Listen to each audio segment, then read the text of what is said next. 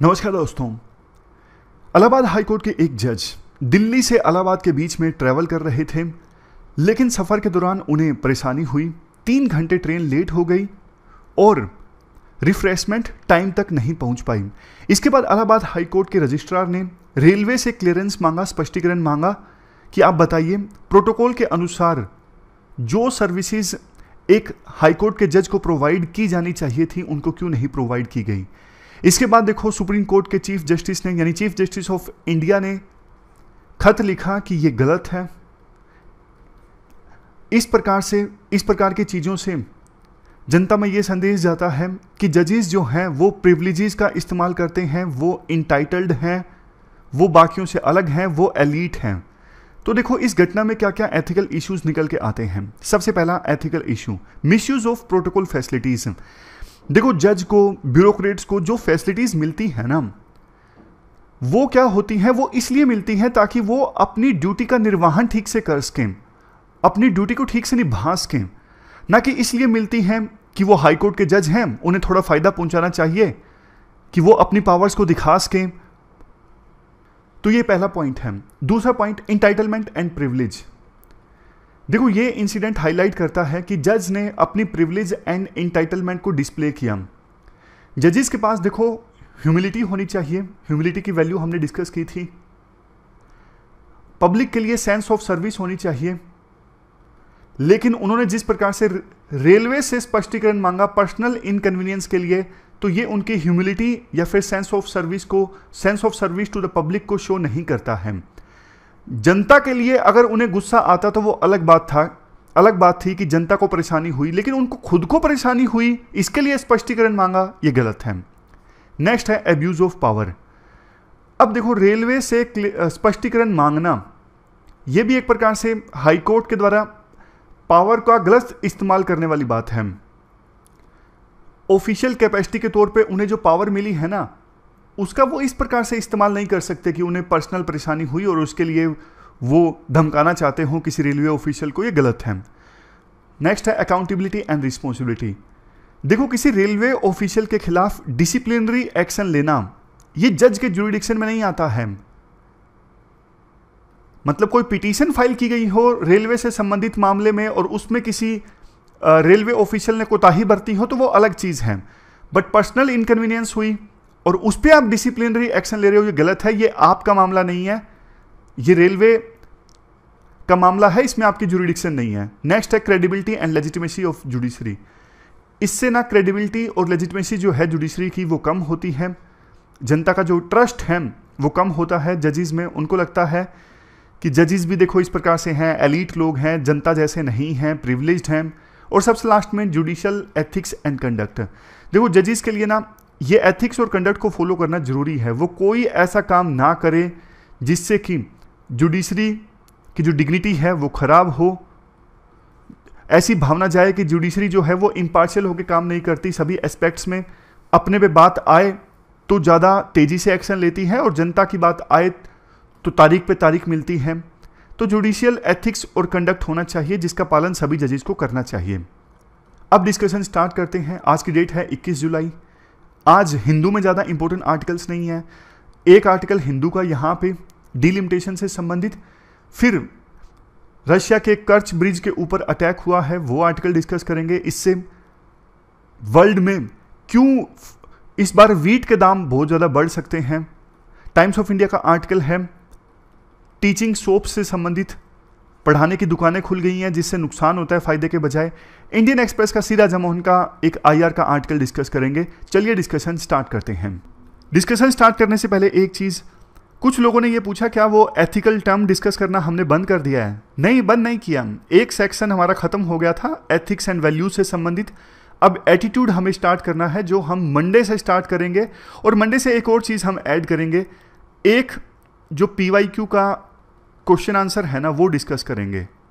मतलब एक क्वेश्चन उठाएंगे सिर्फ, उसको आंसर समेत डिस्कस करेंगे। और वीकली जो डिस्कशन की बात थी ना वो आइडिया मैंने ड्रॉप कर दिया है। अगर देखो वीकली भी डिस्कशन करते ना तो बॉडी पे बहुत ज़्यादा लोड आ जाता, शरीर जवाब दे जाता, पॉसिबल नहीं हो पा रहा था। तो इसलिए वीकली डिस्कशन वाला आइडिया मैंने ड्रॉप कर दिया है। लेकिन मंडे से एक क्वेश्चन आंसर PYQ जो पहले यूपीएससी पूछ चुकी है मेंस का, वो हम जरूर डिस्कस करेंगे। इससे हम धीरे धीरे मेंस का सिलेबस भी कवर करते जाएंगे क्वेश्चन आंसर के माध्यम से। चलिए डिस्कशन स्टार्ट करते हैं। डिलिमिटेशन का क्या मतलब है? मान लीजिए जम्मू एंड कश्मीर में ये 3 कंस्टिट्यूएंसीज हैं, A, B और ये है C। तो डिलिमिटेशन में क्या होता है, कंस्टिट्यूएंसीज को, चाहे वो लोकसभा की कंस्टिट्यूएंसी हो या फिर स्टेट असेंबली की, कंस्टिट्यूएंसीज को ना रीड्रा किया जाता है। जैसे A का कुछ एरिया B को दे दिया, B का C को दे दिया, ये सब होता है डिलिमिटेशन में। इवन कंस्टिट्यूएंसीज की संख्या को इंक्रीज करना भी डिलिमिटेशन में आता है, हालांकि अभी फ्रीज लगा हुआ है। अब आपके मन में आया होगा आवश्यकता क्या है, मतलब कंस्टिट्यूएंसीज को रीड्रा किया क्यों जाता है? देखो ना, over the period of time population जो है ना किसी कंस्टिट्यूएंसी की वो घटती बढ़ती रहती है as comparison to other constituencies. मतलब एज सच तो हमारा देश जो है, आपको पता है, पॉपुलेशन बढ़ रही है। घटने का मतलब रिलेटिवली घटना, जैसे हो सकता है कि 10-20 सालों में ये हो गया हो कि ए कंस्टिट्यूएंसी की जो पॉपुलेशन है वो तो ज़्यादा नहीं बढ़ी, 5 लाख ही रह गई, बी की बढ़ के दुगनी हो गई, 10 लाख हो गई। तो ये बैलेंस नहीं बिगड़ना चाहिए ना। अब ए कंस्टिट्यूएंसी में सिर्फ 5 लाख लोग और बी कंस्टिट्यूएंसी में 10 लाख लोग, तो विभिन्न कंस्टिट्यूएंसीज में पॉपुलेशन के रिस्पेक्ट में एक बैलेंस होना चाहिए। हर एक कंस्टिट्यूएंसी में ऑलमोस्ट इक्वल पॉपुलेशन होनी चाहिए। इस पूरे कंसेप्ट को मैं एक सिंपल एग्जाम्पल की सहायता से समझाता हूं। एग्जाम्पल से समझाने में बहुत मजा आता है और समझने में भी मजा आता है। 1 वोट 1 वैल्यू क्या कंसेप्ट है? देखो, मान लीजिए 2023 में ये जो 4 कॉन्स्टिट्यूएंसीज है ना, A, B, C, D, चारों की पॉपुलेशन है 10,000। ए की भी, बी की भी, सी की भी, डी भी की। ए में भी 10,000 लोग एक रिप्रेजेंटेटिव को चुन रहे हैं, बी में भी और सी में भी और डी में भी। लेकिन देखो 5 साल बाद क्या हुआ, 2028 में ए की पॉपुलेशन बढ़ के हो गई 15,000, बी की 10,000, सी की 10,000, डी की 10,000। लेकिन यहां पे ना आपने देखा होगा एक कॉन्स्टिट्यूएंसी की पॉपुलेशन 15,000 हो गई, तो ये जो कंसेप्ट है ना 1 वोट 1 वैल्यू, ये गड़बड़ा गया। पहले हर एक कॉन्स्टिट्यूएंसी में 10,000 लोग मिलके एक रिप्रेजेंटेटिव को चुन रहे थे, बट अब 5 साल बाद 2028 में 15,000 ए में एक पर्सन को चुन रहे हैं, बाकी 3 कॉन्स्टिट्यूएंसीज में 10,000 लोग। तो हर एक पर्सन की वोट की वैल्यू सेम नहीं है। ऐसी सिचुएशन में हो गया ए कॉन्स्टिट्यूएंसी का 1.5 vote equal to 1 vote of बाकी 3 कंस्टिट्यूएंसीज के, क्योंकि यहां पे 15,000 लोग मिलके एक रिप्रेजेंटेटिव को चुन रहे हैं, यहां पे 10,000 लोग मिलके। इसलिए ये जो 1 वोट 1 वैल्यू का कंसेप्ट है ये डिसरप्ट हो गया। आवश्यकता है डिलिमिटेशन की, मतलब फिर से जो पहले बैलेंस बना हुआ था ना 1 वोट 1 वैल्यू का, वो रिस्टोर करने की। तो डिलिमिटेशन में क्या होता है, ए जो कंस्टिट्यूएंसी था ना, इसका कुछ एरिया दे दिया जाए बी को, ये वाला एरिया ये बी को दे दिया, ये नीचे वाला एरिया डी को दे दिया और ये एरिया सी को दे दिया। अब देखो इसका फायदा ये होगा, बी डी सी यहां पे 1000 लोग रहते थे, ये एरिया जो बी को दिया गया है यहां पे 1000 लोग रहते थे, ये एरिया डी को दिया गया है यहां पे भी 1000 लोग रहते थे, और ये एरिया जो नीचे सी को दिया गया है यहां पे भी 1000 लोग रहते थे। तो बाउंड्रीज को रीड्रा कर दिया गया और थोड़ा थोड़ा एरिया बी डी और सी को दे दिया गया। तो रीड्रा करने के बाद ये जो रीड्रा करने की प्रक्रिया है ना बाउंड्रीज को, इसी को ही कहा जाता है डिलिमिटेशन, ताकि 1 वोट 1 वैल्यू का कंसेप्ट रिस्टोर किया जा सके। तो बाउंड्रीज को रीड्रा करने के बाद बी कॉन्स्टिट्यूएंसी में पॉपुलेशन हो गई 11,000, क्योंकि 10,000 तो पहले ही से ही थी, और ये एरिया मिल गया ए से, तो 1000 पॉपुलेशन इंक्रीज हो गई 11,000। उसी प्रकार से डी को ये वाला एरिया मिल गया, पॉपुलेशन 1000 बढ़ गई, टोटल पॉपुलेशन हो गई 11,000। और इसी प्रकार से सी को भी ये एरिया मिल गया, टोटल पॉपुलेशन 1000 बढ़ गई, अब हो गई 11,000। और ए की पॉपुलेशन में से 3,000 पॉपुलेशन माइनस हो गई, अब रह गई 12,000। अब बोलोगे सर अभी भी इक्वल तो नहीं हुई। अरे यार बिल्कुल इक्वल नहीं होती, मतलब ऑलमोस्ट इक्वल करने की कोशिश करते हैं डिलिमिटेशन में। यूं मत सोचिएगा कि एग्जैक्टली इक्वल होगी, बिल्कुल स्पेसिफिकली नहीं, ऐसा नहीं होता। ऑलमोस्ट सेम करने की कोशिश की जाती है। समझ गए डिलिमिटेशन क्यों किया जाता है? 1 वोट 1 वैल्यू रीस्टोर करने के लिए। आपके मन में वैसे एक क्वेश्चन ये भी आया होगा कि सर एक बात बताओ, सिर्फ एक स्टेट के अंदर, जैसे हरियाणा में 10 लोकसभा की सीट्स हैं, पंजाब में 13 हैं, दिल्ली में 7 हैं, तो क्या सिर्फ एक स्टेट के अंदर जो कंस्टिट्यूएंसीज हैं उनके बीच में पॉपुलेशन ऑलमोस्ट सेम होनी चाहिए, या फिर दिल्ली की कंस्टिट्यूएंसी और दूसरी तरफ नागपुर है, महाराष्ट्र की कंस्टिट्यूएंसी है, या फिर कर्नाटक तमिलनाडु की कंस्टिट्यूएंसीज हैं, उनमें भी पॉपुलेशन सेम होनी चाहिए क्या? देखो इसका आंसर ये है, कायदे से होनी तो चाहिए, लेकिन इस पर ना फ्रीज लगा हुआ है। फ्रीज क्यों लगा हुआ है मैं आपको बताता हूं। देखो क्या हुआ है पिछले 50 सालों में, साउथ इंडिया में तो पॉपुलेशन ज्यादा नहीं बढ़ी है, नॉर्थ इंडिया की पॉपुलेशन ज्यादा बढ़ी है।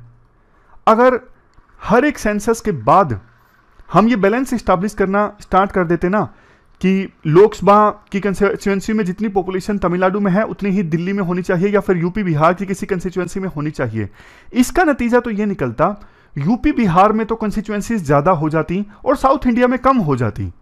तो साउथ इंडिया के लोगों को तो इसका नुकसान हो जाता ना। एक तो उन्होंने अच्छा काम किया, पॉपुलेशन को स्टेबलाइज किया, लेकिन बैलेंस करने के चक्कर में अब उनकी रिप्रेजेंटेशन पार्लियामेंट में कम हो गई, क्योंकि वहां पे पॉपुलेशन कम रही, बढ़ी नहीं है रिलेटिवली पिछले कुछ सालों में। तो ये सोचते हुए ना फ्रीज लगा दिया था सरकार ने संविधान में अमेंडमेंट करके कि विभिन्न राज्यों में जो एलोकेशन ऑफ सीट्स होगा ना वो 1971 के सेंसस के आधार पर होगा। समझ रहे हो? बाद में बोला गया था कि 2001 के सेंसस के बाद एलोकेशन ऑफ सीट्स जो है वो चेंज की जा सकती हैं, लेकिन 2002 में फिर से अमेंडमेंट आ गया, 84th अमेंडमेंट, और फिर से बोल दिया गया कि 2026 के बाद जो फर्स्ट सेंसस कंडक्ट होगा ना 2031 में होगा, तो उसके आधार पर एलोकेशन ऑफ सीट्स को चेंज किया जा सकता है। तो एलोकेशन ऑफ सीट्स को चेंज किया जाता है ना 2031 के सेंसस के आधार पर, तो फिर साउथ इंडिया वाले जो स्टेट्स हैं ना वो नाराज होंगे, प्रोटेस्ट करेंगे कि भैया हमने तो पॉपुलेशन को स्टेबलाइज करने में अच्छा काम किया है। हालांकि अब नॉर्थ इंडिया में भी धीरे धीरे पॉपुलेशन स्टेबलाइज हो रही है, लेकिन इसकी सजा हमें मिल रही है, हमारे को सीट्स कम मिलेंगी पार्लियामेंट में रिप्रेजेंटेशन के तौर पर। तो ये देखने वाली बात होगी कि सरकार इस पर आगे बढ़ेगी या फिर हमेशा जो एक्सटेंड कर देती है कि 1971 के सेंसस के आधार पर ही एलोकेशन ऑफ सीट्स होगा, उसको और ज्यादा फर्दर एक्सटेंड कर दिया जाएगा। ये अब देखेंगे हम आने वाले कुछ सालों में। लेकिन फिर से बैक टू बेसिक्स आते हैं, ये भी बेसिक ही था वैसे। देखो संविधान का आर्टिकल 82 कहता है हर एक सेंसस के बाद एक डिलिमिटेशन एक्ट आएगा। आए भी हैं, 52 में आया, 62 में आया, 72 में आया, 2002 में आया। लेकिन आपके मन में यह आया होगा जब बोला गया कि हर एक सेंसस के बाद डिलिमिटेशन एक्ट आएगा, आया तो नहीं, क्या यह संविधान का उल्लंघन नहीं है? देखो इसे नलीफाई करने के लिए अमेंडमेंट्स भी तो आई है ना, कॉन्स्टिट्यूशनल अमेंडमेंट्स। जैसे 1976 में 42nd कॉन्स्टिट्यूशनल अमेंडमेंट आई थी, डिलिमिटेशन प्रोसेस को फ्रीज कर दिया गया था 2001 आते आते। उसके बाद 2002 में फिर से कॉन्स्टिट्यूशनल अमेंडमेंट आई, 84th कॉन्स्टिट्यूशनल अमेंडमेंट। इस वजह से, इन दोनों कॉन्स्टिट्यूशनल अमेंडमेंट्स की वजह से हर एक सेंसस के बाद डिलिमिटेशन एक्ट जो है वो नहीं आ सका। इसके बाद देखो एक इंपॉर्टेंट क्वेश्चन ये खड़ा हो जाता है, ये डिलिमिटेशन वाला काम तो देखो बहुत ज्यादा इंपॉर्टेंट है, करता कौन है ये इतना ज्यादा इंपॉर्टेंट काम? क्योंकि देखो कंस्टिट्यूएंसीज को रीड्रा करना हमारे डेमोक्रेसी में इलेक्टोरल प्रोसेस की कितनी ज्यादा इंपॉर्टेंस है वो आपको भी पता है। तो डिलिमिटेशन कमीशन अगर बायस्ड हो मान लीजिए, तो वो तो कंस्टिट्यूएंसीज को इस प्रकार से रीड्रा कर देगा ना, किसी एक पॉलिटिकल पार्टी को फायदा हो जाएगा। इसलिए डिलिमिटेशन कमीशन में कौन कौन होगा, किसके द्वारा गठित किया जाता है, ये बहुत इंपॉर्टेंट है। इसको अपॉइंट किया जाता है प्रेसिडेंट के द्वारा, और ये इलेक्शन कमीशन ऑफ इंडिया के साथ मिलकर काम करता है। डिलिमिटेशन कमीशन में सुप्रीम कोर्ट के रिटायर्ड जज होते हैं, चीफ इलेक्शन कमिश्नर होते हैं, और स्टेट इलेक्शन कमिश्नर के रिप्रेजेंटेटिव होते हैं। कमीशन का काम यह होता है पॉपुलेशन के हिसाब से विभिन्न कंस्टिट्यूएंसीज की बाउंड्रीज को और नंबर्स को डिटरमाइन करना। इसके अलावा यह भी आइडेंटिफाई करना कि कौन सी सीट्स रिजर्व रहेंगी शेड्यूल्ड कास्ट या फिर शेड्यूल्ड ट्राइब के लोगों के लिए। संविधान देखो ये भी बोलता है डिलिमिटेशन कमीशन ने जो भी अपनी रिपोर्ट दी ना वो फाइनल होती है, उसको किसी भी कोर्ट में चैलेंज नहीं किया जा सकता। तो ये की हमने बेसिक्स की बात। अब देखो प्रॉब्लम स्टेटमेंट ये है, 2002 में जो 84th कॉन्स्टिट्यूशनल अमेंडमेंट आया था ना, इसमें यह बोला गया था विभिन्न राज्यों में कितनी सीट्स हैं लोकसभा की वो फ्रीज रहेगा, उनमें कोई भी चेंज नहीं होगा 2026 के बाद फर्स्ट सेंसस तक, यानी 2031 के सेंसस तक तो विभिन्न राज्यों में जो लोकसभा की सीट्स हैं वो सेम ही रहेंगी। लेकिन अगर देखो, अब ध्यान से सुनिएगा, अगर देखो फिर से कॉन्स्टिट्यूशनल अमेंडमेंट नहीं आता है इस फ्रीज को एक्सटेंड करने के लिए, तो देखो 2031 के सेंसस के आधार पर डिलिमिटेशन आएगा और वो पॉपुलेशन के हिसाब से अलग अलग राज्यों में जो सीट्स हैं वो इंक्रीज या फिर डिक्रीज करेगा। लेकिन साउथ इंडिया के स्टेट्स इससे बहुत ज़्यादा नाराज हो जाएंगे। वो बोलेंगे हमारी रिप्रेजेंटेशन पार्लियामेंट में कम हो गई है, हमने अच्छा काम किया पॉपुलेशन को कम करके, लेकिन इसकी सज़ा हमें मिली है, हमारे राज्यों में आपने सीट्स कम कर दी हैं, क्योंकि यूपी वगैरह की जो पॉपुलेशन तो बहुत तेज़ी से बढ़ी है ना। तो क्या किया जाए, क्या सॉल्यूशन हो सकता है ऐसी सिचुएशन में? कुछ पॉइंट्स मैंने इस आर्टिकल से ड्रा किए। पॉइंट्स इस प्रकार से हैं। राइटर कहते हैं सबसे पहले करंट सीट्स को प्रिजर्व करो। आप राज्यों को बोलो, खास करके साउथ इंडिया के स्टेट्स को, कि किसी भी राज्य की सीट कम नहीं होगी, आपकी सीट किसी भी सेंस में कम नहीं होगी, आपको डरने की आवश्यकता नहीं है। लेकिन वो बोलेंगे कि देखो दूसरे राज्यों की आपने इंक्रीज कर दी, हमारी सेम रही, तो एक प्रकार से हमारी सीट्स कम ही हो गई ना। ये भी एक पॉइंट है। दूसरा पॉइंट, फ्लेक्सिबिलिटी इन डिलिमिटेशन। कुछ राज्य, कुछ इलाके देखो ऐसे हैं जहां से रिप्रेजेंटेशन पार्लियामेंट में बहुत ज़्यादा कम है, फॉर एग्जांपल नॉर्थ ईस्ट। तो ऐसे रीजन को पार्लियामेंट में रिप्रेजेंटेशन देने के लिए इनको ज़्यादा सीट्स दी जा सकती हैं। Next point, recognising demographic divergence. Parliament को देखो ये बात ना रिकॉग्नाइज करनी होगी कि पॉपुलेशन ग्रोथ अलग अलग रीजन में सेम नहीं है। साउथ इंडिया में पॉपुलेशन ग्रोथ अब स्टेबलाइज हो चुकी है, जबकि नॉर्थ इंडिया में धीरे धीरे हो रही है। इस वजह से थोड़ा तो एलोकेशन ऑफ सीट्स में डिफरेंस आएगा, ये बात पार्लियामेंट को स्वीकार करनी चाहिए। मैं आपको यूएसए का एग्जांपल देता हूं। मेरा एक क्वेश्चन आपसे है, क्या यूएसए में भी इसी प्रकार से डिलिमिटेशन होता है? जी हाँ, हर एक सेंसस के हिसाब से यूएसए में डिलिमिटेशन होता है। यूएसए में क्या है, टोटल लोकसभा की सीट्स कितनी है? 435। जैसे हमारे यहाँ पे लोकसभा है ना, वहां पे उस हाउस को यूएसए में बोला जाता है हाउस ऑफ रिप्रेजेंटेटिव। तो वहां पे टोटल हाउस ऑफ रिप्रेजेंटेटिव में सीट्स हैं 435। अब 50 राज्य हैं यूएसए में, एक एक सीट तो यूएसए ने सभी राज्य को दे दी, बाकी बची 385 सीट्स। अब देखो पॉपुलेशन के आधार पे ये जो 385 सीट्स है ना, 50 राज्यों में डिवाइड होती रहती है हर सेंसस के आधार पर। समझ गए? यूएसए में भी हर 10 साल बाद सेंसस कंडक्ट होता है और उस सेंसस के आधार पर 385 सीट्स जो हैं वो यूएसए के 50 राज्यों में रीडिस्ट्रीब्यूट कर दी जाती हैं। है टोटल 435, लेकिन 50 तो एक एक राज्य को दे ही दी जाती है, 50 तो वैसे ही कम हो गई। तो ये आप ध्यान से देखिए, ये तस्वीर 2010 के सेंसस के आधार पर, ये नीले वाले जो राज्य हैं ना यूएस के, यहां पे सेंसस के आधार पर सीट्स इनको ज्यादा मिल गई, 4 ज्यादा। ये जो लाइट ब्लू कलर वाले हैं इनको 2 सीट ज्यादा मिल गई। कम कौन से राज्यों की सीट हुई? जैसे ये देखो, ये डार्क ग्रीन वाले हैं, इन्होंने 2 सीट खो दी अपनी पॉपुलेशन के आधार पर, क्योंकि यहां पे पॉपुलेशन स्टेबलाइज हो गई, कम हो गई या फिर इक्वल रही। न्यूयॉर्क ने भी अपनी 2 सीट खो दी। तो यूएसए में हर 10 साल बाद कोई राज्य सीट खो देता है, किसी की इंक्रीज हो जाती है, बट इंडिया में ऐसा नहीं होता। इंडिया में राज्य मानने को तैयार ही नहीं होते कि हमारी सीट आपने कम कैसे कर दी। नेक्स्ट पॉइंट है इस्टेब्लिशिंग ए नॉर्मेटिव प्रोपोर्शनलिटी। इसका मतलब ये है कि पहले तो ना डिलिमिटेशन कमीशन या फिर सरकार, पार्लियामेंट सबसे पहले ये डिसाइड कर ले कितनी जनसंख्या के पीछे एक रिप्रेजेंटेटिव होना चाहिए। मान लीजिए डिसाइड कर लिया कि हर 10 लाख के पीछे एक रिप्रेजेंटेटिव होगा, या फिर हर 15 लाख लोगों के पीछे एक रिप्रेजेंटेटिव होगा। पहले प्रोपोर्शन डिसाइड कर ले, उसके बाद एक्सेप्शंस दी जा सकती हैं कि इस राज्य में एक्सेप्शन है, पॉपुलेशन कम है, इसलिए यहाँ पे 7 लाख के पीछे एक रिप्रेजेंटेटिव होगा।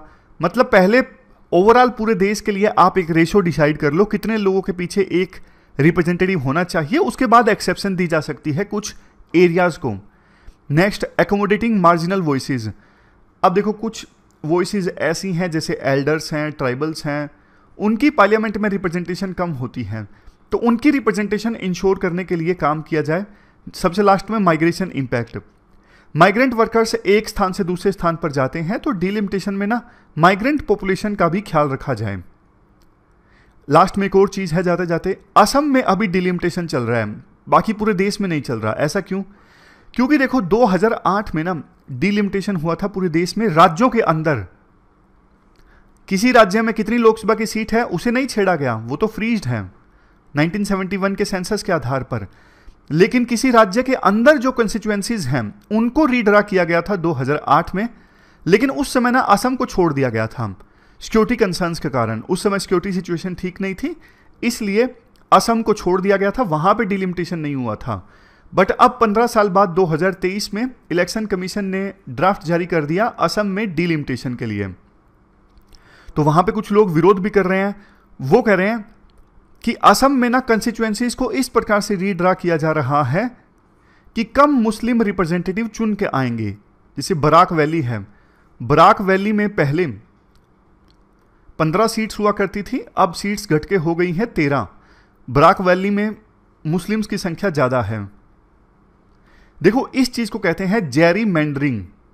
मैं यूं नहीं कर रहा हूं कि इंडिया में ऐसा हो रहा है, लेकिन एक टर्म है जेरीमैंडरिंग, आपको यूएसए के संदर्भ में बताता हूं। देखो जो रूलिंग पार्टी होती है ना, वो बाउंड्रीज को इस प्रकार से रीड्रा करवाती है कि इलेक्शन आउटकम में उसको फायदा हो, उसके कैंडिडेट ज्यादा चुन के आए। इस प्रकार से बाउंड्रीज को रीड्रा करवाया जाता है रूलिंग पार्टी के द्वारा अपना इन्फ्लुएंस डाल के। तो इस चीज को बोलते हैं जेरीमैंडरिंग। समझ गए? तो ये डिलिमिटेशन से संबंधित सारे एस्पेक्ट्स हमने डिस्कस कर लिए। अब चलते हैं आगे। इसके बाद नेक्स्ट आर्टिकल टीचिंग सोप्स से संबंधित है। आप जीएस पेपर सेकंड में एजुकेशन वाला जो टॉपिक है वहां से इस आर्टिकल को रिलेट कर सकते हो। कंटेक्स्ट क्या है? देखो यूके के जो प्रधानमंत्री है ना ऋषि सुनक, उन्होंने एक नई एजुकेशन पॉलिसी अनाउंस की है, जिसके अनुसार यूके में बहुत सारी ना टीचिंग शॉप्स चल रही हैं।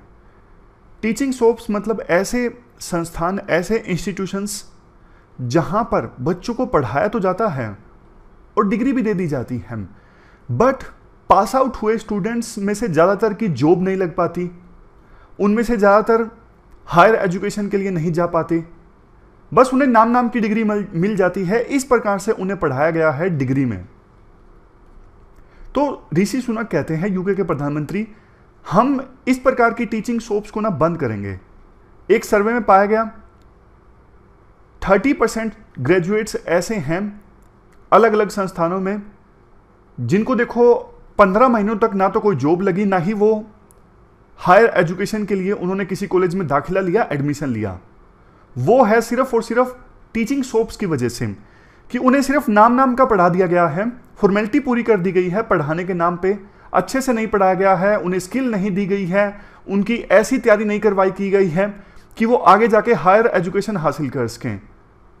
होता क्या है, स्टूडेंट्स को नुकसान होता है, उनके बेचारों के इतने सपने होते हैं, उनके एम्बिशंस होते हैं कि डिग्री हासिल करके हमारी जॉब लगेगी, बट इन टीचिंग शॉप्स की वजह से जहां पे सब स्टैंडर्ड पढ़ाया जाता है, उनकी वजह से बहुत सारे ऐसे भी बच्चे होते हैं जिन्होंने लोन लिया होता है कि आगे जॉब लगेगी, लोन चुका देंगे, लेकिन उनकी जॉब लगती ही नहीं है। देखो यूके के इस फैसले से ना इंडिया को तो एक तरफ फायदा होगा ही। इंडिया में बहुत सारे स्टूडेंट्स हैं जो यूके पढ़ने के लिए जाते हैं। हाल ही में एक बच्ची की फेसबुक पे पोस्ट वायरल हुई, उसने यूके में एक कॉलेज से डिग्री हासिल की थी, उसको लगा था जॉब मिल जाएगी आसानी से, लेकिन उसे जॉब नहीं मिली। उसने फेसबुक पे अपना पूरा एक्सपीरियंस शेयर किया था, कितना मतलब इतनी उम्मीदें होती हैं फैमिली को, समाज को कि आप यूके से पढ़ के आए हो, अच्छी जॉब आप करोगे, लेकिन मेरी जॉब ही नहीं लगी। ऐसे कॉलेज से मैंने पढ़ाई की, मतलब उतना स्किल मुझे मिला ही नहीं, और कॉलेज डिग्री की उतनी ज़्यादा वैल्यू नहीं है। तो ऐसे बच्चों का जो एक्सपीरियंस है ना अब खराब नहीं होगा। समझ गए? चलो ये तो देखो एक एस्पेक्ट हुआ। यूके में वैसे अपोजिशन पार्टीज के जो लोग हैं वो ऋषि सुनक के इस फैसले का विरोध कर रहे हैं, बट आप इंडिया की बात कीजिए। इंडिया में तो देखो बहुत सारी टीचिंग शॉप्स चलती हैं। इंडिया में तो आपने भी देखा होगा 2-2 कमरे में यूनिवर्सिटी चलती है जहां पे पीएचडी एमफिल तक की डिग्री दे दी जाती है, और यूनिवर्सिटी चल रही है सिर्फ 2 कमरों में। और इंडिया में क्या क्या पॉइंट्स हैं, क्या क्या हमने देखा। देखो, प्राइवेट कॉलेजेस की फीस बहुत ज़्यादा होती है, लेकिन उनकी मार्केटिंग स्किल्स अच्छी होती हैं। प्राइवेट यूनिवर्सिटीज़ वाले बच्चों को बोलते हैं कि आप हमारे यहाँ पे आइए, पेरेंट्स को कन्विंस कराते हैं कि बच्चा पास हो ही जाएगा, यहाँ पे अटेंडेंस की कोई दिक्कत नहीं है। तो देखो, बच्चों को लगता है कि यार ये कॉलेज, ये यूनिवर्सिटी सही है प्राइवेट वाली, क्योंकि यहाँ पे अटेंडेंस के लिए ज़्यादा मारी मारी नहीं है, और पास भी ये लोग करवा ही देंगे। और पास करवाने के लिए ना किसी भी हद तक ये यूनिवर्सिटी वाले जा सकते हैं ताकि अच्छा रिजल्ट प्रेजेंट किया जा सके। लेकिन कैसे पास करवाया जाता है? एग्ज़ाम अच्छे से नहीं कंडक्ट किए जाते, एग्ज़ाम पेपर बहुत ज़्यादा आसान होते हैं, या फिर कॉपी बहुत आसानी से बच्चे कर सकें, एक दूसरे की चीटिंग कर सकें, ऐसी व्यवस्था कर दी जाती है।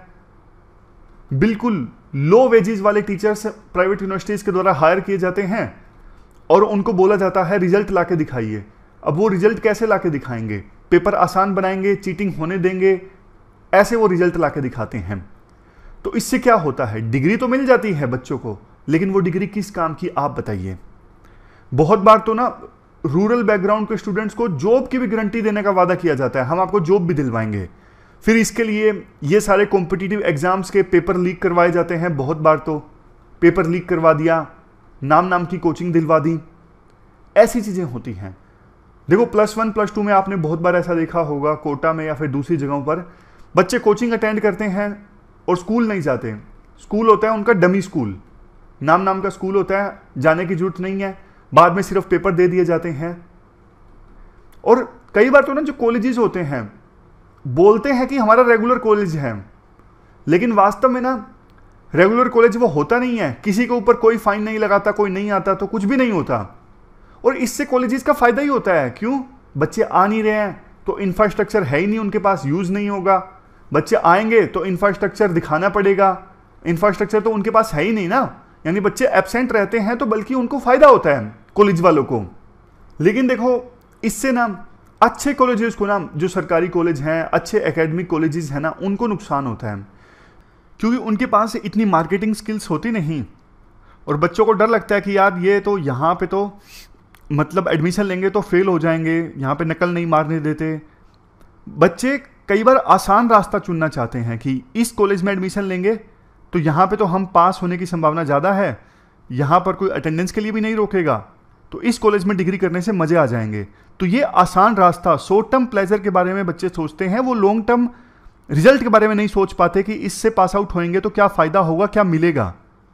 देखो, जिन कैंडिडेट्स के पास पैसे हैं, जो अमीर घरों से हैं, वो तो या तो विदेश में चले जाते हैं या बढ़िया प्राइवेट यूनिवर्सिटीज़ में चले जाते हैं, और पीछे बचते हैं लो इनकम वाले गरीब परिवार के स्टूडेंट्स, जो फिर इस शॉर्ट टर्म रिजल्ट के चक्कर में पड़ जाते हैं, जो आसान रास्ते से सक्सेस हासिल करने के चक्कर में पड़ जाते हैं और अपना नुकसान करवा बैठते हैं। अब क्वेश्चन आपके मन में ये आया होगा, सरकार क्या कर रही है इसके लिए?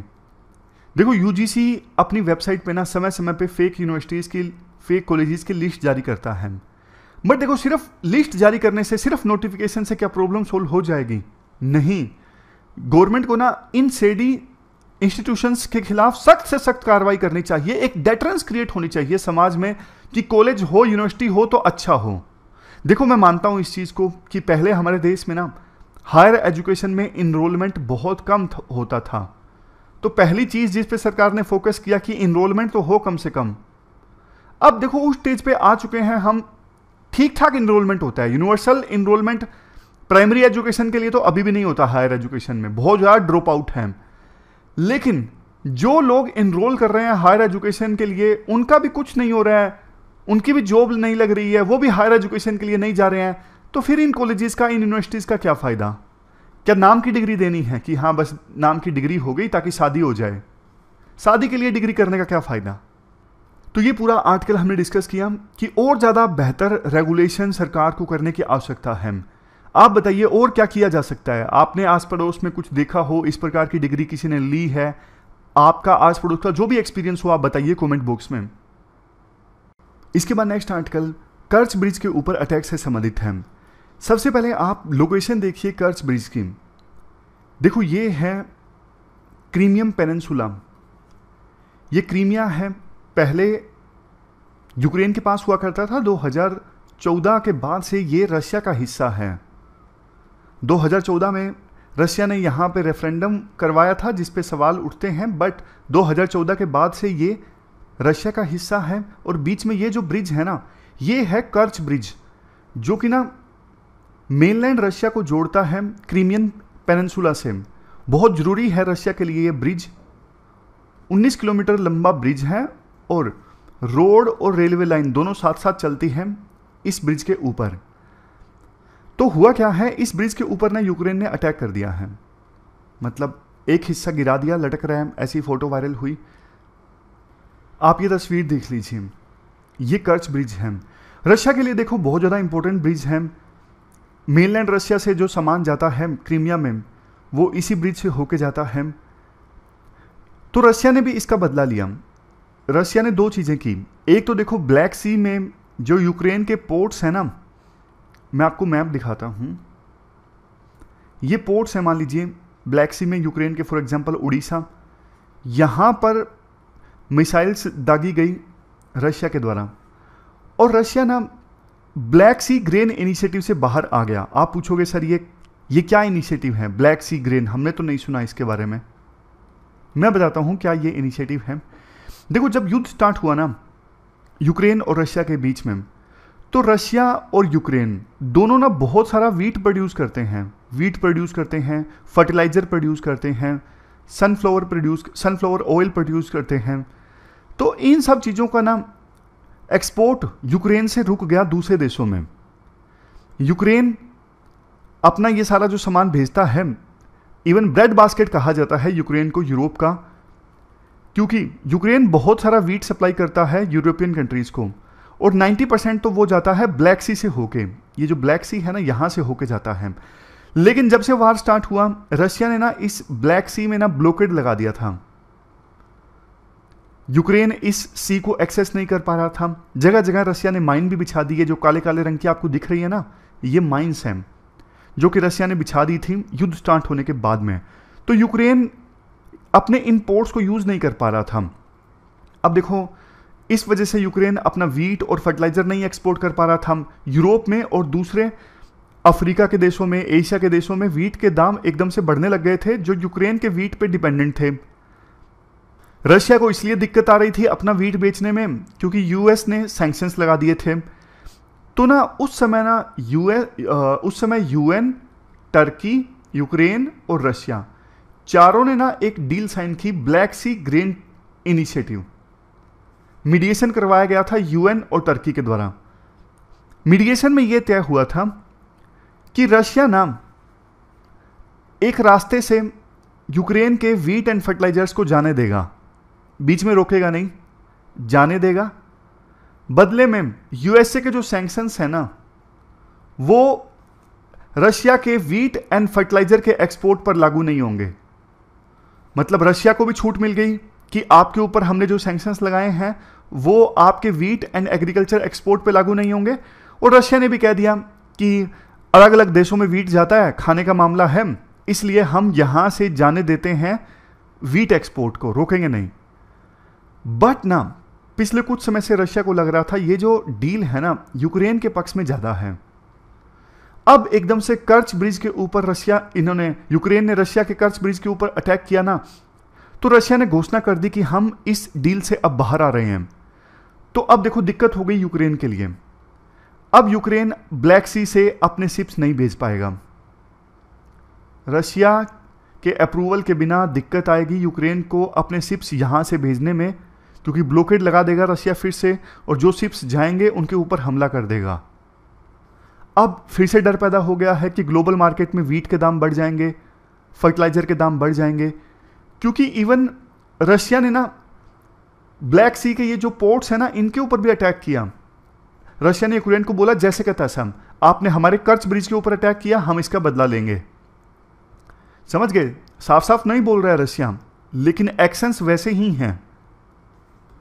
अब फिर से टर्की और यूएन जो है परसुएड कर रहे हैं रशिया को, कन्विंस कर रहे हैं कि भैया ज्वाइन कर लो, दूसरे देशों को नुकसान हो जाएगा, आप यूक्रेन को छोड़िए, लेकिन रशिया भी ना दबाव की रणनीति खेल रहा है।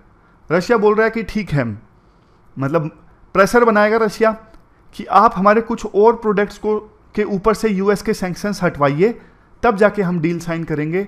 ऐसा प्रेशर रशिया क्रिएट कर सकता है। तो ये पूरा इशू हमने डिस्कस किया। चलते हैं आगे। इसके बाद नेक्स्ट आर्टिकल सी राजा मोहन का है। आप जीएस पेपर सेकंड के इस टॉपिक से आर्टिकल को रिलेट कर सकते हो। देखो, इस आर्टिकल में सी राजा मोहन बोलते हैं इंडिया ने ना अपनी फॉरेन पॉलिसी का स्टैंडर्ड जो है ना वो चेंज कर लिया है। कैसे, मैं आपको काफ़ी सारे एग्जाम्पल्स की सहायता से बताता हूं। सबसे पहला एग्जाम्पल देखो, आज़ादी के बाद से लेके अभी तक भारत का ये मानना था इंडिया के नेबरहुड कंट्रीज के जो रिलेशन है ना इंडिया के साथ, वो अलग हैं इंडिया के ग्रेट पावर के साथ में रिलेशंस। मतलब सिंपल भाषा में बोलूं तो इंडिया नहीं चाहता था कि आस पड़ोस में, फॉर एग्जांपल साउथ एशिया में, इंडियन ओशन में बड़ी पावर्स इंटरफेयर करें। इंडिया ये चाहता था कि ये तो हमारा ही डोमेन है, यहाँ पे तो हमारा ही इन्फ्लुएंस रहना चाहिए और बड़ी पावर्स को यहाँ पे इंटरफेयर नहीं करना चाहिए। ये इंडिया की सोच हुआ करती थी। बट अब चूंकि देखो साउथ एशिया में, इंडियन ओशन में चाइना की एग्रेसिवनेस, चाइना का इन्फ्लुएंस इतना ज़्यादा बढ़ गया है कि इंडिया को लगने लगा है कि हमारी जो सोच थी ना कि ग्रेट पावर्स यहाँ पे नहीं आनी चाहिए, अब उस सोच को इम्प्लीमेंट करना सही नहीं है। तो समय की निजाकत के हिसाब से इंडिया अब दूसरे बड़े देशों के साथ में अलाइन कर रहा है, फॉर एग्जांपल यूएसए के साथ में, ताकि इवन इंडियन ओशन में भी और साउथ एशिया में भी इंडिया के इंटरेस्ट को प्रोटेक्ट किया जा सके। पहले इंडिया को यह दिक्कत हुआ करती थी कि यूएसए जैसे देशों का कोई रोल होना ही नहीं चाहिए इंडियन ओशन में, साउथ एशिया में। बट अब इंडिया खुद बोल रहा है यूएसए को कि हम साउथ एशिया या फिर इंडियन ओशन के इंपॉर्टेंट इश्यूज पे आपस में एंगेज करेंगे। इसका देखो यूएसए के अलावा एक और एग्जांपल भी है, फ्रांस। फ्रांस देखो एक यूरोपियन कॉलोनियल पावर रहा है। मतलब जैसे यूके ने पास्ट में बहुत सारी कॉलोनीज बनाई थी एशिया में, फ्रांस ने भी एशिया के कुछ देशों को, अफ्रीका के कुछ देशों को अपनी कॉलोनी बनाया था। तो ये पहली बार है कि इंडियन ओशन में इंडिया किसी कॉलोनियल पावर के साथ एंगेज कर रहा है। मतलब फ्रांस के ना इंडियन ओशन में रीयूनियन आइलैंड्स हैं। तो ना इंडिया अब फ्रांस के साथ मिलकर काम कर रहा है इंडियन ओशन से संबंधित इश्यूज पर। पहले की सोच आपको पता है कि इंडियन ओशन में कोई भी बड़ी पावर नहीं आनी चाहिए, ये हमारा इन्फ्लुएंस है, ऐसी इंडिया की सोच हुआ करती थी। बट अब फ्रांस के साथ इंडिया एंगेज कर रहा है, दोनों देश मिलकर काम करेंगे। Africa, Indian Ocean region, South Asia, South East Asia और पैसिफिक के दूसरे कंट्रीज़ में डेवलपमेंट लाने के लिए कोऑपरेट करेंगे आपस में, ताकि चाइना के इन्फ्लुएंस में जाने से उन्हें रोका जा सके। इसके साथ साथ दोनों लीडर्स ने इस बात पर भी सहमति जताई कि बहुत सारी इंडियन ओशन में जो एसोसिएशंस है ना, for example Indian Ocean Rim Association, Indian Ocean Naval Symposium, Indian Ocean Commission, Djibouti Code of Conduct, ASEAN led institutions, इन सब से एंगेजमेंट में भी दोनों देश मिलकर काम करेंगे। इसके बाद नेक्स्ट पॉइंट आता है इंडो पैसिफिक स्ट्रेटेजी को लेके इंडिया पहले देखो इतना मुखर नहीं था। मतलब इंडिया इतना डायरेक्टली नहीं बोलता था चाइना के कंसर्न्स के कारण। यहां पे देखो मैं आपके थोड़े बेसिक्स भी क्लियर करना चाहता हूं। ये इंडियन ओशन है, ये पैसिफिक ओशन है, तो ये पूरा रीजन जो है ये है Indo Pacific region. Indo Pacific term के इस्तेमाल से चाइना को क्यों दिक्कत है, मैं आपको एग्जाम्पल की सहायता से बताता हूं। मान लीजिए देखो किसी रीजन में ना ये सारे घर हैं, ये सारे घर हैं, तो हुआ क्या, इन 4 घरों ने ना मिलकर डिसाइड किया कि हम 4 घरों को ना एक क्लब का नाम देंगे, ईगल क्लब। ईगल क्लब का नाम देंगे। लेकिन देखो इससे ना ये वाला जो घर था ना, इन्हें ABCD मान लीजिए, ABCD, इसे मान लीजिए ई वाला घर ना नाराज हो गया। क्यों, आपने हमें क्लब में शामिल नहीं किया, इंडो पैसिफिक क्लब में। अब देखो ये 4 घरों ने मिलके जो क्लब बनाया ना, ईगल क्लब, ऐसी ऐसी बातें करता है जो डायरेक्टली इनडायरेक्टली ना ई घर के अगेंस्ट होती हैं। जैसे ई घर जो है घर के बाहर कूड़ा फेंक देता है, तो ईगल क्लब वाले बोलते हैं हमने ये क्लब इसलिए बनाया है ताकि इस रीजन में साफ सफाई रखी जा सके, घरों के आगे हम कूड़ा नहीं फैलाने देंगे। तो ई और भी नाराज हो जाएगा कि यार आपने क्लब बना लिया, हम ऐसे किसी क्लब को नहीं मानते। वही हो रहा है इंडो पैसिफिक टर्म से। चाइना कहता है कि आपने ये टर्म बना लिया इंडो पैसिफिक, आपने इस टर्म में हमें छोड़ दिया, चाइना को छोड़ दिया। इंडो पैसिफिक स्ट्रेटेजी बनाने लगे हैं विभिन्न देश, फॉर एग्जांपल यूएसए। मकसद इस स्ट्रेटेजी का यही है कि चाइना को आगे बढ़ने से रोकना, चाइना को दबाना। ये चाइना की शिकायत है। चूंकि चाइना के कंसर्न्स होते हैं इंडो पैसिफिक टर्म के इस्तेमाल से, तो पहले इंडिया इसका ज़्यादा इस्तेमाल नहीं करता था, बट अब चूंकि चाइना के साथ इंडिया की टेंशन्स है, अब इंडिया ज़्यादा एग्रेसिवली इस टर्म का इस्तेमाल करता है और बल्कि दूसरे देशों के साथ इस टर्म पे ज़्यादा अच्छे से डील करता है। जैसे फ्रांस के साथ अब इंडिया, प्रधानमंत्री मोदी गए थे ना, तो इंडो पैसिफिक स्ट्रेटजी पर चर्चा हुई कि कैसे इस रीजन में हम आपस में एंगेज करेंगे, क्या रणनीति रहेगी ये इंश्योर करने के लिए इस इंडो पैसिफिक रीजन में शांति रहे, कोई भी देश अपनी मनमानी ना करे। साफ तौर पे इशारा चाइना की तरफ। नेक्स्ट पॉइंट, इंडिया नए नए ग्रुप बना रहा है। पहले इंडिया बड़े पावर के ग्रुप्स में शामिल नहीं हुआ करता था। मेन फोकस इंडिया का हुआ करता था मल्टी पोलर वर्ल्ड ऑर्डर। इसी के दृष्टिकोण से इंडिया ब्रिक्स में शामिल हुआ था। नैम मूवमेंट में इंडिया ने पार्टिसिपेट किया इसी वजह से कि हम न्यूट्रल रहेंगे, हम ना यूएसएसआर के ग्रुप का पार्ट बनेंगे ना ही यूएसए के ग्रुप का। बट अब इंडिया ना अलग अलग ग्रुप्स में पार्टिसिपेट करने लगा है। क्वाड का तो आपको पता है जो इंडो पैसिफिक रीजन में बना है, जिसमें 4 देश हैं, जापान, ऑस्ट्रेलिया, यूएसए, इंडिया। लेकिन वेस्ट में भी इंडिया ने I2U2 फोरम को ज्वाइन किया, जिसमें 4 देश हैं, इजराइल, यूएई, इंडिया और यूएस। वैसे देखो, इंडिया बोलता तो है कि हम मल्टी अलाइनमेंट की रणनीति पर चल रहे हैं, हम एक तरफ यूएसए के साथ अपने संबंधों को मजबूत कर रहे हैं, दूसरी तरफ रशिया के साथ भी। बट देखो, सच्चाई ये है कि जिस हिसाब से इंडिया यूएसए के नज़दीक जा रहा है ना, उस हिसाब से रशिया और चाइना के साथ दोस्ती नहीं इंप्रूव हो रही है, बल्कि चाइना के साथ तो टेंशन्स हैं। अगर ऐसा ही चलता रहा तो आने वाले समय में इंडिया पूरी तरह से यूएसए के ग्रुप में शामिल हो सकता है, ऐसा खतरा है, ऐसी संभावना है। तो ये कुछ इंपॉर्टेंट पॉइंट्स हमने ड्रा किए इस आर्टिकल से, जिनको हम आंसर्स में इस्तेमाल कर सकते हैं। अब देखो, लास्ट में समरी के माध्यम से रिवाइज कर लेते हैं। डीलिमिटेशन वाला आर्टिकल हमने डिस्कस किया। डीलिमिटेशन मतलब लोकसभा और स्टेट असेंबली की कंस्टिट्यूएंसीज को रीड्रा करना रिसेंट सेंसस के आधार पर। 1 वोट 1 वैल्यू इंश्योर करना। लास्ट बार डीलिमिटेशन कब हुआ था? 1976 में, 1971 के सेंसस के डेटा के आधार पर। लेकिन देखो, उसके बाद से फ्रीज लग गया। क्यों? क्योंकि साउथ इंडिया की पॉपुलेशन धीरे से ग्रो कर रही है, नॉर्थ इंडिया की तेज़ी से। साउथ इंडिया को खतरा था और साउथ इंडिया के कंसर्न्स को एड्रेस करने के लिए इस पर फ्रीज लगा दिया गया। शुरू में कम सालों के लिए लगाया था, लेकिन 2002 में फिर से एक्सटेंड कर दिया गया, 2026 तक है। लेकिन 2026 भी आने वाला है, तो क्या फिर से सीट्स का रीएलोकेशन होगा अलग अलग राज्यों के लिए? साउथ इंडिया का कंसर्न तो देखो अभी भी है, समझ गए? तो ये सारी चीज़ें इसमें बताई गई हैं। सजेशंस हमने डिस्कस किए थे बहुत सारे, आपको याद होगा। सजेशंस देखो, पहले तो प्रोपोर्शन निकाल लो, पॉपुलेशन के पीछे कितने लोग होने चाहिए। फिर कुछ एरियाज़ को एग्जम्पशन दिया जा सकता है, कुछ एरियाज़ जो अंडर रिप्रेजेंटेड हैं उनको स्पेशल ट्रीटमेंट दी जा सकती है। माइग्रेंट्स का ख्याल रखा जाए, एल्डर्स, ट्राइबल्स का ख्याल रखा जाए रिप्रेजेंटेशन में। और स्टेट्स को एश्योरेंस दिया जाए किसी भी स्टेट की जो सीट्स हैं वो कम नहीं होंगी।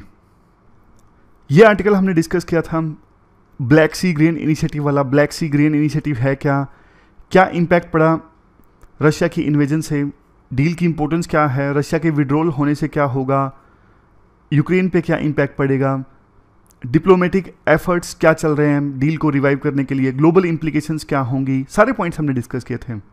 अब लास्ट में ये क्वेश्चंस देख लीजिए जिनका आंसर आपको देना है pwonlyis.com पे जाके। ऊपर वाला क्वेश्चन 15 मार्क्स का है, नीचे वाला क्वेश्चन 10 मार्क्स का है। तो आज के डिस्कशन में बस इतना ही है। Thank you very much for discussion.